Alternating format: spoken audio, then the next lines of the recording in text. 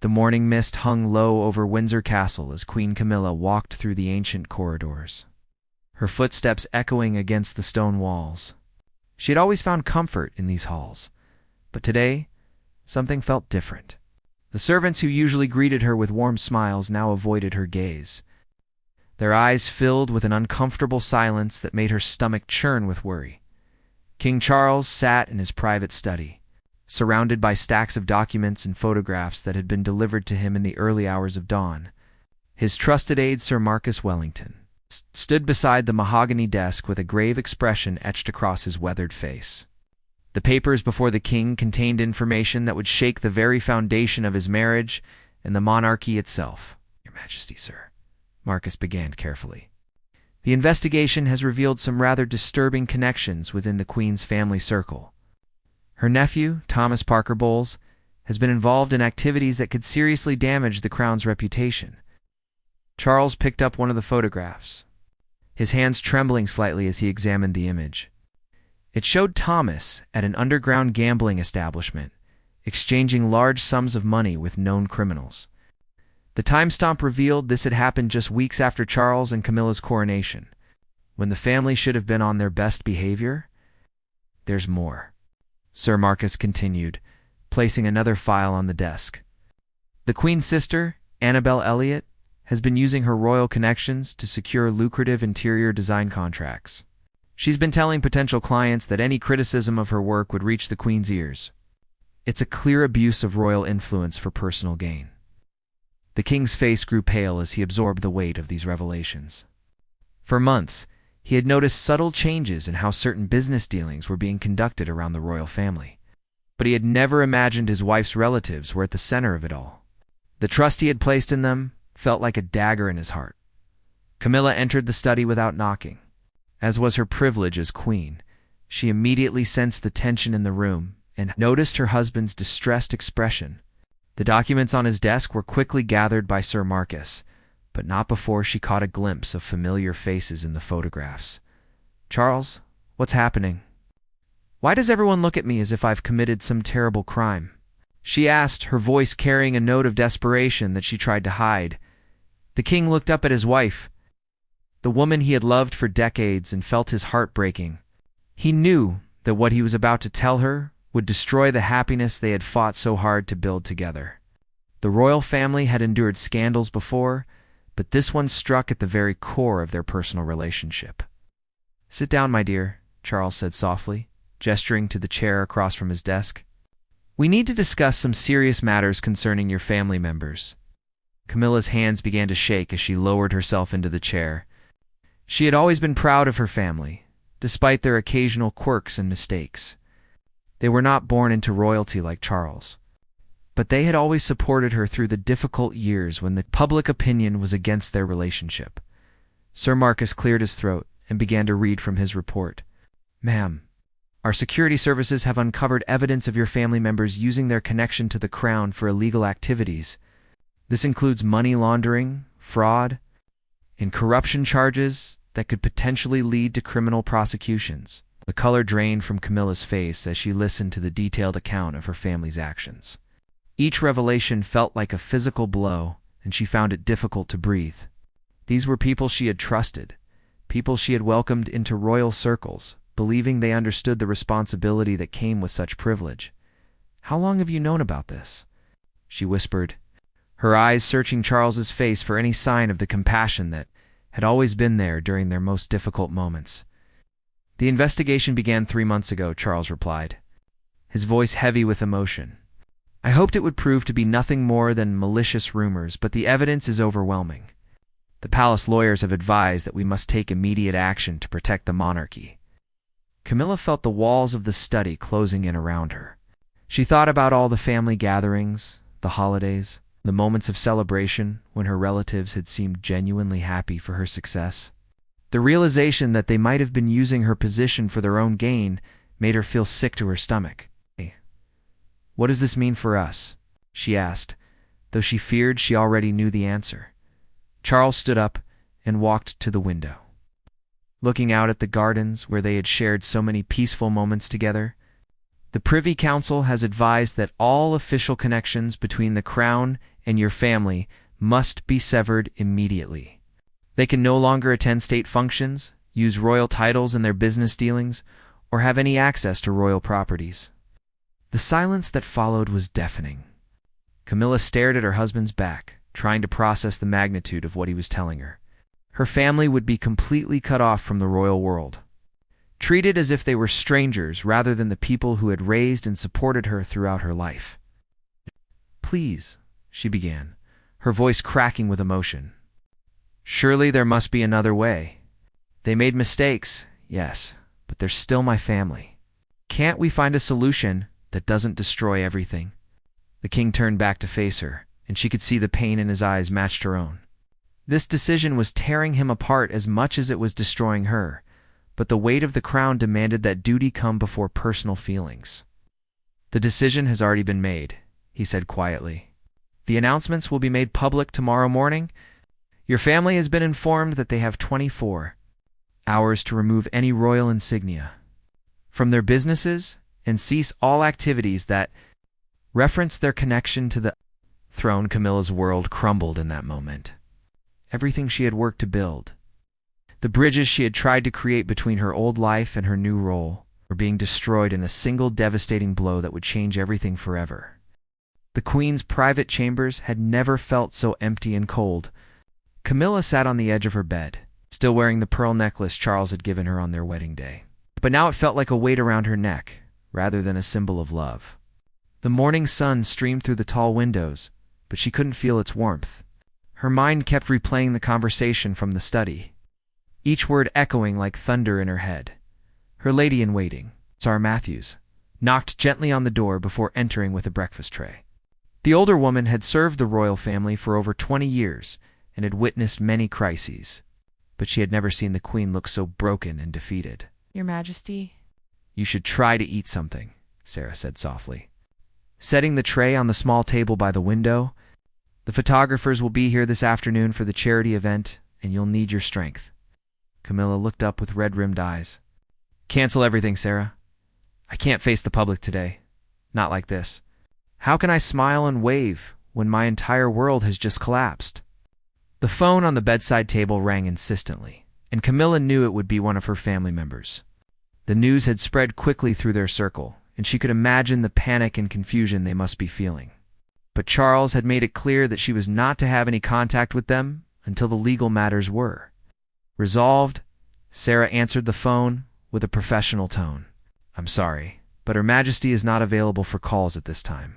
"Yes, I understand this is urgent, but those are the instructions I've been given." She hung up and turned back to Camilla with sympathetic eyes. "That was your sister, Annabelle. She sounded quite distressed and wanted to speak with you immediately. There have been 12 calls this morning from various family members." Camilla buried her face in her hands, feeling the weight of betrayal and abandonment crushing down on her.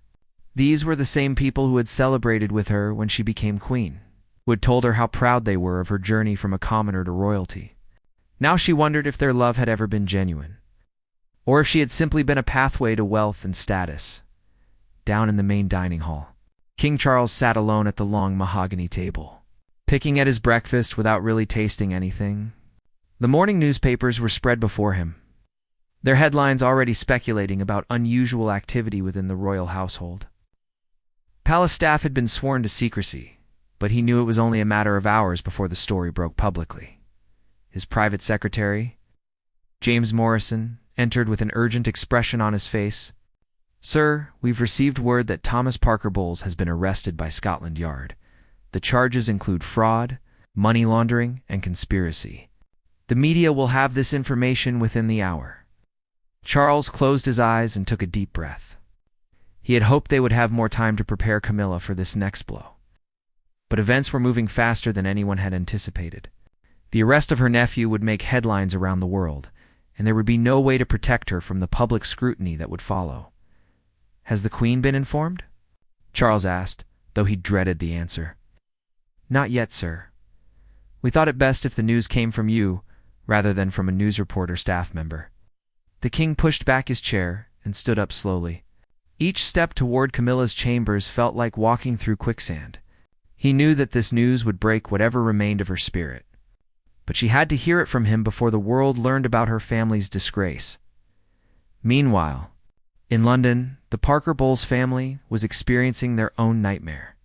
Thomas's wife, Jennifer, sat in her kitchen, surrounded by legal documents and unpaid bills. The lifestyle they had been living was far beyond what Thomas's legitimate income could support. And now she realized where the extra money had been coming from. The shame and fear consumed her as she thought about their young children and how this scandal would affect their futures. Annabelle Elliott paced frantically in her interior design studio, watching as investigators removed files and computers from her office. Her business partners had already distanced themselves, and her assistant had resigned via text message. The royal connection that had once opened every door was now slamming them shut with devastating force, back at the palace. Charles knocked softly on Camilla's door before entering. She looked up hopefully, perhaps thinking he had come to tell her that there had been some mistake, that everything could be resolved without destroying her family relationships. "My darling," he began gently, sitting beside her on the bed, "I'm afraid there's been another development. Thomas has been arrested, and the charges are quite serious. The story will be in the evening news." Camilla's hand flew to her chest as if she had been physically struck. Her breathing became shallow and rapid, and for a moment Charles feared she might faint. The nephew she had watched grow up, the boy she had taken to cricket matches and school plays, was now facing potential prison time because of his greed and poor judgment. "This can't be happening," she whispered, her voice barely audible. "Charles, please tell me this is all just a terrible nightmare, and I'll wake up soon." The king took her hands in his, feeling how cold and trembling they were. "I wish I could, but we have to face this reality together. The palace legal team is doing everything possible to minimize the damage to the crown, but your family members will have to face the consequences of their actions." Camilla pulled her hands away and stood up abruptly, walking to the window to stare out at the grounds below. "Do you know what hurts the most? It's not the public embarrassment or even the legal troubles. It's the fact that they used my love for them as a weapon. They knew I would never question their activities because I trusted them completely." The pain in her voice broke Charles's heart. He had seen her endure years of public criticism and media attacks, but she had always maintained her dignity and strength. This betrayal by her own family was different. It was personal and devastating in a way that public opinion could never be. "What happens now?" she asked without turning around. "Do I pretend I never had a family? Do I act as if the people who raised me and loved me never existed?" Charles joined her at the window, placing a gentle hand on her shoulder. "We follow the advice of the Privy Council and the legal experts. The crown must be protected, even when it costs us personally. But that doesn't mean we stop caring about them as people." The royal couple stood in silence, both knowing that their relationship would never be the same after this crisis, and that the coming days would test their love in ways they had never imagined. The afternoon sun cast long shadows across the palace grounds as news vans began gathering outside the gates. Word of Thomas Parker Bowles' arrest had leaked to the media. Reporters were already speculating about the connection to the royal family. Inside the palace, crisis management teams worked frantically to prepare statements and coordinate responses to the growing media storm. Camilla sat in her private sitting room, watching the news coverage with a mixture of horror and fascination. The boy she remembered teaching to ride a bicycle was now being described as a criminal mastermind who had exploited his royal connections for personal gain. The photographs they showed on screen made him look sinister and calculating. Nothing like the gentle nephew she thought she knew. Her phone buzzed constantly with messages from friends and former acquaintances, some offering support, but many simply seeking gossip about the unfolding scandal. Each notification felt like another small betrayal, reminding her how quickly people's loyalty could disappear when scandal struck. Lady Sarah entered quietly, as carrying a folder of documents. "Your Majesty, the legal team needs you to review these statements before they're released to the press. They want to ensure accuracy regarding your knowledge of your family's activities." Camilla took the papers with shaking hands.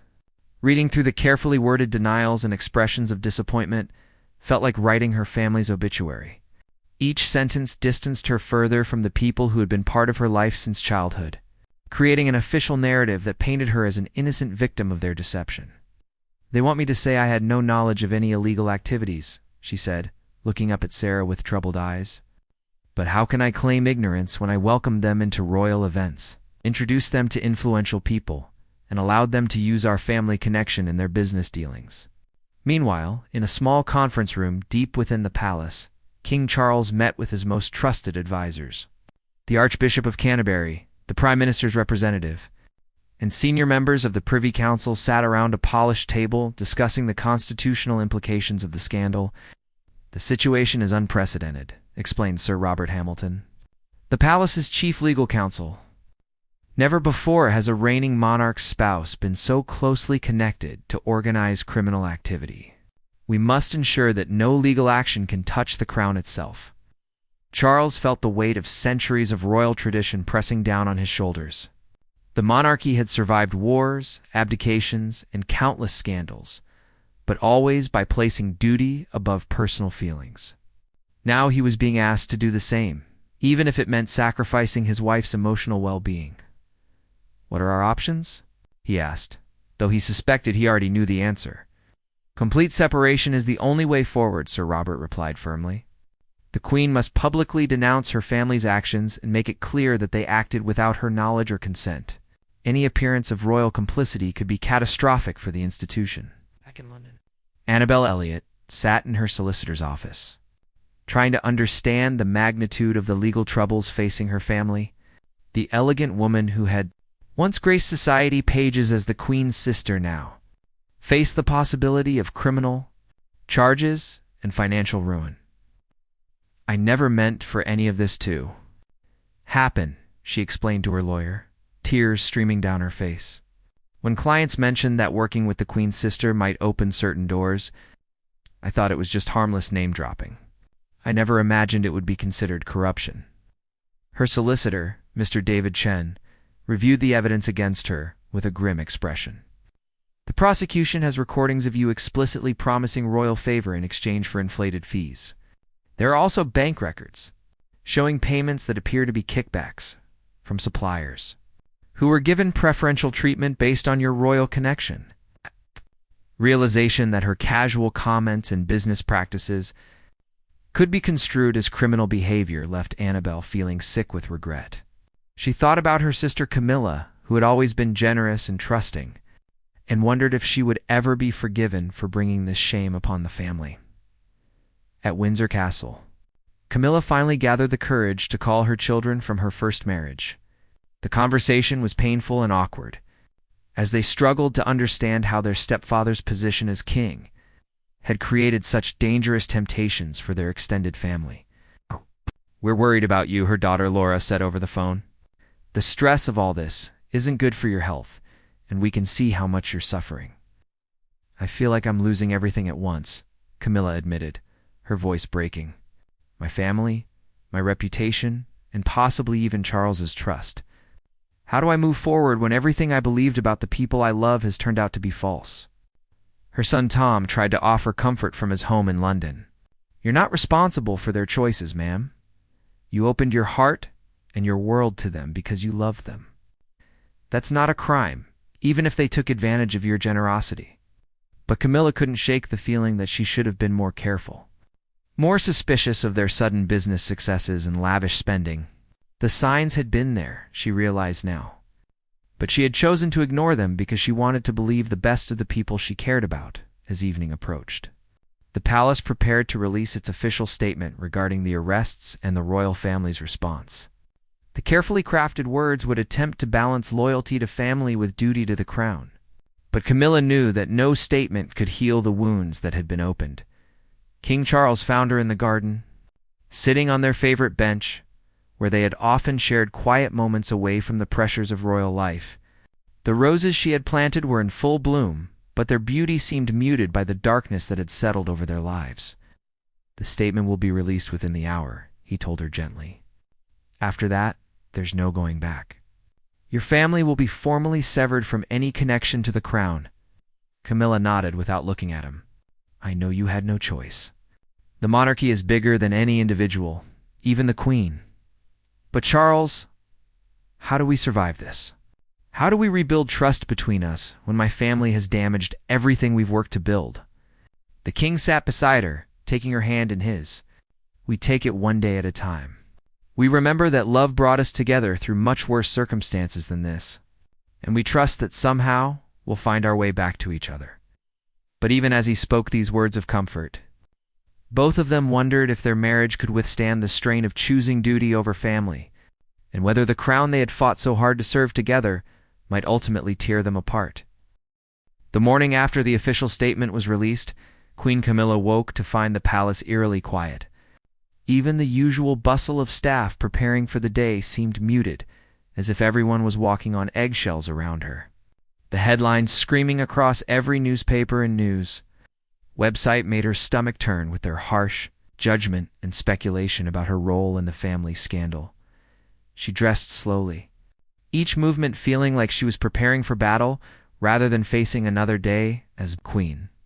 The mirror reflected a woman who looked older than her years, with dark circles under her eyes and an expression of profound sadness that no amount of royal training could hide. Her personal protection officer, Detective Inspector Williams, knocked gently on her door. "Ma'am, there are protesters gathering outside the palace gates. Nothing violent, but they're calling for your resignation. The crowds are growing larger by the hour." Camilla closed her eyes and took a deep breath. She had faced public criticism before, during the difficult years when her relationship with Charles was seen as scandalous, but this felt different. This time, the anger wasn't just about her personal choices, but about a perceived betrayal of the trust the British people had placed in the royal family in his private office. King Charles read through intelligence reports about public opinion polling. The numbers were devastating. Support for the monarchy had dropped to its lowest point in decades, and many citizens were questioning whether Camilla should remain as queen. The constitutional crisis that his advisors had feared was beginning to materialize. "Sir," said his private secretary, James Morrison, "we've received formal requests from 3 Commonwealth nations asking for clarification about the Queen's status. They're concerned about how this scandal might affect their relationship with the Crown." Charles felt the weight of responsibility crushing down on him. The monarchy he had waited his entire life to inherit was now under threat because of his wife's family connections.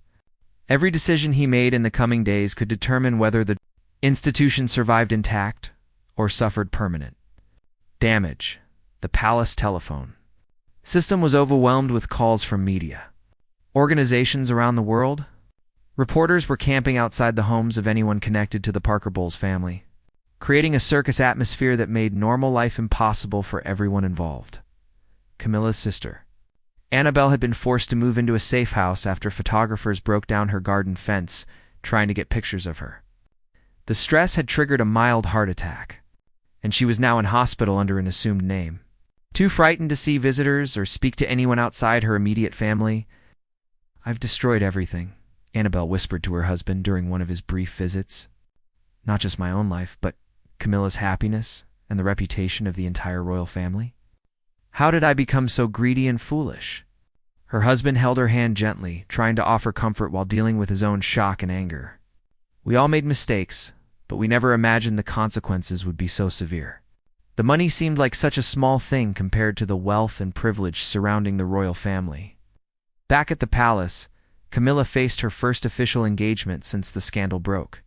It was a charity event for children's literacy, something she'd been passionate about for years. But now, even her genuine charitable work felt tainted by the association with her family's crimes. As her car pulled up to the venue, she could see the mixed crowd waiting outside. Some people held supportive signs expressing loyalty to the Queen, while others displayed messages demanding her resignation or calling her a fraud. The division in public opinion was stark and painful to witness.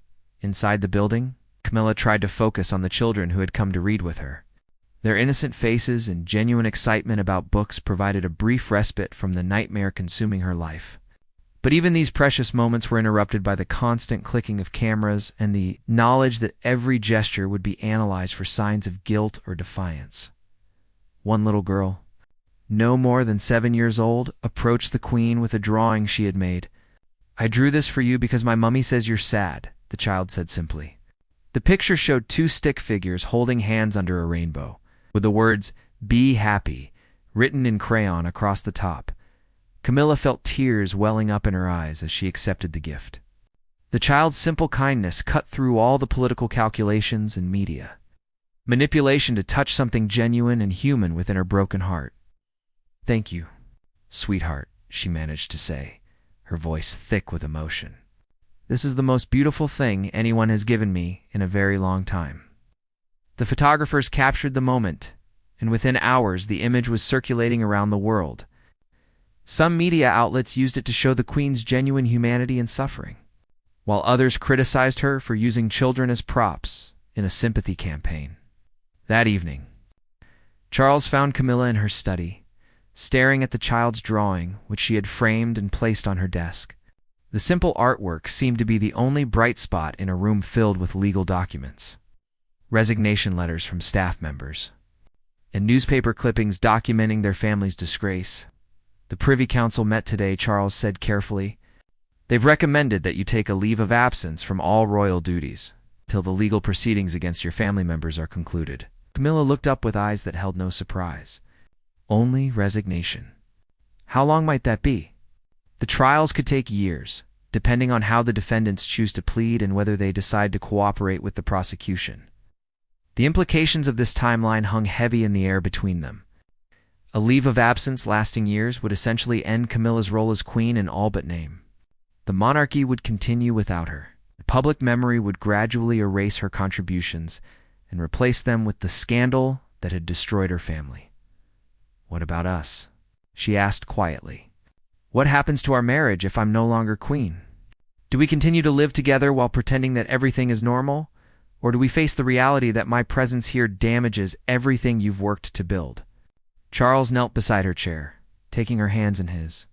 "Nothing about this situation is normal, and nothing about our love has ever been conventional. But I didn't marry you because you were perfect, or because your family was beyond reproach. I married you because life without you was unimaginable." "Can you still say that now?" Camilla asked, searching his face for any sign of doubt or resentment.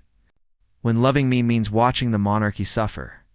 When my family's greed threatens everything your mother spent 70 years building?" The question hung between them like a sword, cutting to the heart of everything they had built together and everything they stood to lose. 3 weeks had passed since the initial arrests, and the palace had become a fortress of silence and tension. Queen Camilla moved through her daily routines like a ghost, attending only the most essential private meetings and avoiding all public appearances.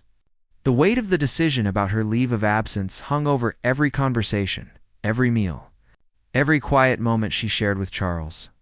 The king's schedule had become a careful balance of constitutional duties and damage control. Each morning brought new developments in the legal cases against Camilla's family members, and each afternoon required meetings with government officials, Commonwealth representatives, and religious leaders who were all struggling to understand how the monarchy should respond to this unprecedented crisis.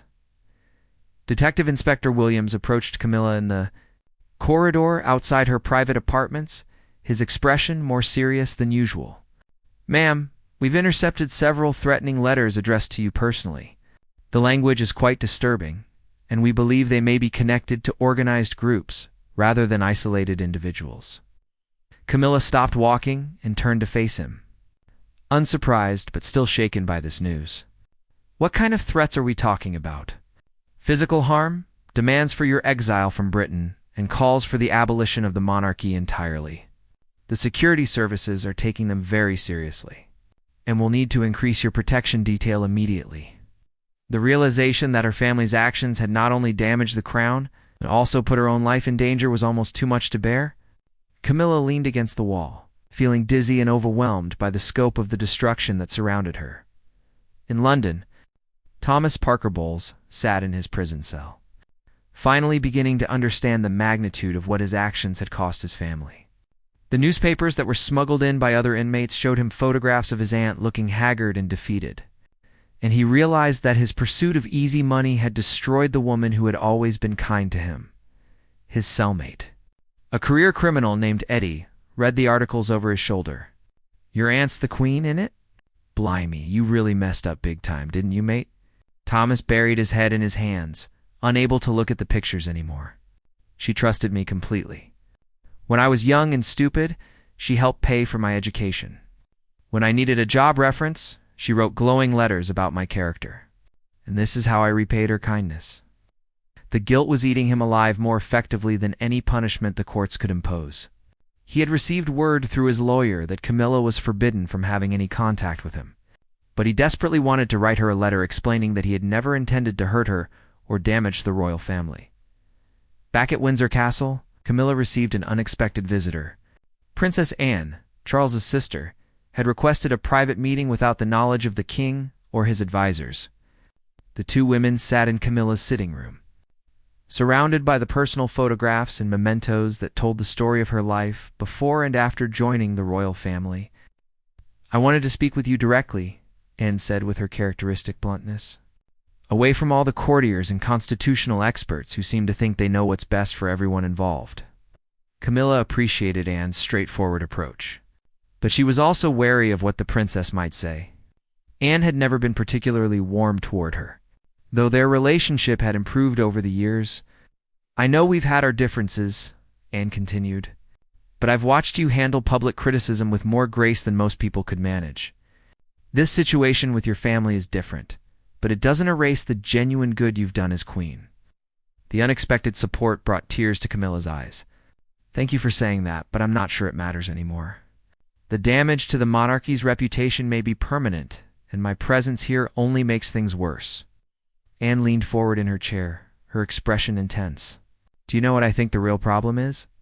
Everyone is so focused on protecting the institution that they've forgotten we're also human beings with real relationships and genuine emotions. Charles loves you, and that should count for something." The conversation was interrupted by a knock at the door. Charles himself entered, surprised to find his sister there, but immediately sensing the gravity of their discussion. "I didn't know you were visiting today," he said, taking a seat beside Camilla on the sofa. "I came to tell both of you that running away from this crisis won't solve anything," Anne replied firmly. "The monarchy has survived scandals before, but only when the family stood together and faced the problems honestly." Charles and Camilla exchanged glances, both knowing that Anne's words carried weight because of her lifelong dedication to royal duty and her reputation for speaking uncomfortable truths. The legal advisors think A. Leave of absence is the safest option, Charles said carefully. It creates distance between the crown and the ongoing criminal cases. Legal advisors don't understand that the strength of the monarchy comes from the personal bonds between family members. Anne shot back, "If you abandon Camilla now, you'll be sending a message that royal love is conditional on public approval." That evening, Camilla walked alone through the palace gardens, where she had found so much peace during her years as queen. The roses she had planted were beginning to fade as autumn approached, their petals scattered by the wind like the fragments of her former life. She thought about the child's drawing still sitting on her desk, with its simple message of hope and kindness. Perhaps that little girl understood something that all the sophisticated advisors and constitutional experts had missed, that sometimes the most important thing was simply to be human, and to keep loving people even when they disappointed you. Her phone buzzed with a text. Message from her daughter Laura. "Mom, whatever you decide about the leave of absence, remember that we love you regardless of titles or crowns. You're our mother first, and that's what matters most." The message reminded Camilla that she had other relationships and other responsibilities beyond her role as queen. Own children had been caught in the crossfire of this scandal, facing questions and judgment about their family connections while trying to protect their own young children from the media attention. As she walked back toward the palace, Camilla saw Charles standing at the window of his study, looking out at the grounds with an expression of deep contemplation. She realized that he was facing an impossible choice between his duty as king and his love for her, and that whatever decision they made would define not just their marriage, but the future character of the monarchy itself. The next morning would bring another Meeting with the Privy Council, another set of legal briefings, and another step closer to a decision that would change everything they had built together. The morning of the final Privy Council meeting dawned gray and rainy, matching the somber mood that had settled over Windsor Castle. Queen Camilla stood before her bedroom mirror, adjusting the simple pearl earrings Charles had given her years ago when their love was still a secret. She wondered if this might be the last time she would dress as queen, the last morning she would wake up in these rooms that had become her sanctuary, her lady-in-waiting. Sarah entered quietly with a cup of tea and the morning newspapers, though both women knew that reading the headlines would only add to the day's emotional burden. The media had been speculating for days about the council's recommendations, with some outlets already writing Camilla's resignation speech for her. "Your Majesty," Sarah said gently. "Detective Inspector Williams wanted me to inform you that the security arrangements for today's meeting are quite extensive. There are more protesters than usual, and some counter-demonstrators supporting you have also gathered." Camilla nodded, touched that some people were still willing to stand by her despite the scandal that had consumed her family. "Thank you, Sarah, and thank you for staying with me through all of this. I know it hasn't been easy for you either." The older woman's eyes filled with tears. "Ma'am, it has been my honor to serve you. Whatever happens today, please remember that you have brought dignity and grace to this role, regardless of what others may have done in your name." Down in the oak-paneled council chamber, King Charles sat at the head of the long table, surrounded by the most senior advisors in the realm. The Archbishop of Canterbury, the Prime Minister's representative, senior judges and longtime courtiers all wore expressions of grave concern as they prepared to deliver their final recommendations. About the Queen's future, Sir Robert Hamilton cleared his throat and began reading from a prepared statement. "Your Majesty, after careful consideration of all legal, constitutional, and public relations factors, the Council unanimously recommends that Her Majesty the Queen take an indefinite leave of absence from all royal duties, effective immediately." The words hung in the air like a death sentence. Charles felt his heart breaking as he realized that the institution he had sworn to protect was forcing him to choose between his crown and his wife. The silence stretched on as everyone waited for his response. "And what of our marriage?" Charles asked quietly. "Does the council believe that the king and queen should live separately during this indefinite period?" The question clearly made the advisors uncomfortable. Sir Robert shuffled his papers before responding. "Sir, the council believes that personal arrangements should remain private, but public appearances together would be inadvisable until the legal proceedings are concluded." Meanwhile, Camilla sat in her private study, staring at the child's drawing that had become her anchor during these dark weeks. She had made her own decision during the sleepless hours of the previous night, and she was waiting for the right moment to share it with Charles. Her phone rang, and she saw it was her son Tom calling from London. "Ma'am, whatever happens today, we're proud of you, right? You've handled this nightmare with more strength than anyone should have to show." "Thank you, darling," Camilla replied, her voice steadier than it had been in weeks. "I want you to know that I don't regret becoming queen, even with everything that's happened. These have been some of the happiest years of my life." The council meeting concluded with Charles requesting 1 hour to discuss the recommendations privately with the Queen before giving his official response. The advisors filed out solemnly, leaving the king alone with his thoughts and the weight of a decision that would define his reign. He found Camilla in the garden, sitting on their favorite bench despite the light rain that was falling. She looked up as he approached, and he saw a calmness in her expression that surprised him after weeks of watching her struggle with guilt and despair. "The council has made their recommendation," he said, sitting beside her and taking her hand. "I know," she replied, "and I've made mine." Charles looked at her with confusion and concern. "What do you mean?" Camilla turned to face him fully, her eyes clear and determined.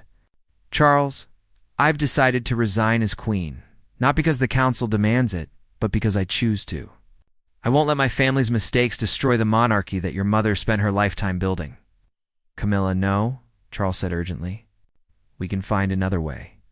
We can weather this storm together, just as we've survived everything else." She shook her head gently, but firmly. My love, some storms are too powerful to weather intact. But that doesn't mean they destroy everything. Sometimes they clear away what was damaged so that something stronger can grow in its place. Tears began falling down Charles's cheeks as he realized she had already made up her mind. What about us? What about our marriage? Our marriage isn't dependent on crowns or titles, Camilla said, wiping his tears away with her thumb. I'll always be your wife, Charles. But Britain needs a queen who can serve without the shadow of scandal. And you need a partner who strengthens rather than weakens your position. They sat in silence for several minutes, holding hands while the rain continued to fall around them.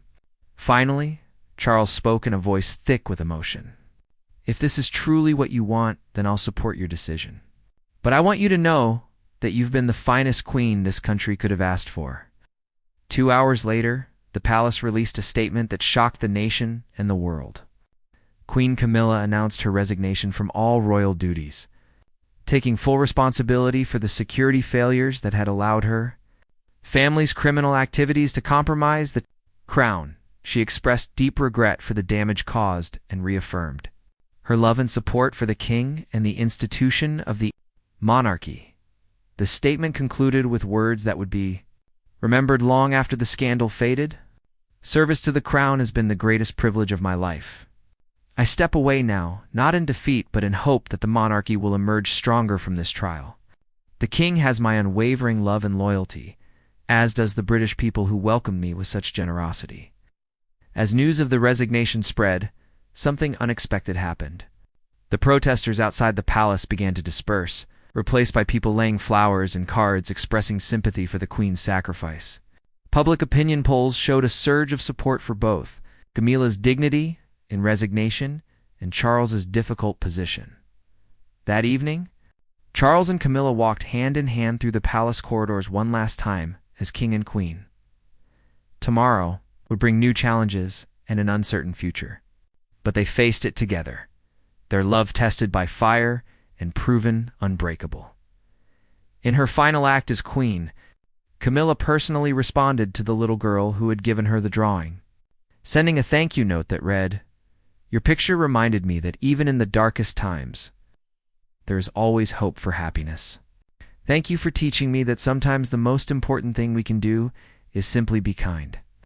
The monarchy would indeed survive this crisis, emerging with new safeguards and a deeper understanding of the delicate balance between personal relationships and public duty. And in a small cottage in the Cotswolds, a former queen and her devoted king would begin a new chapter of their extraordinary love story, free from crowns, but rich in the bonds that truly mattered.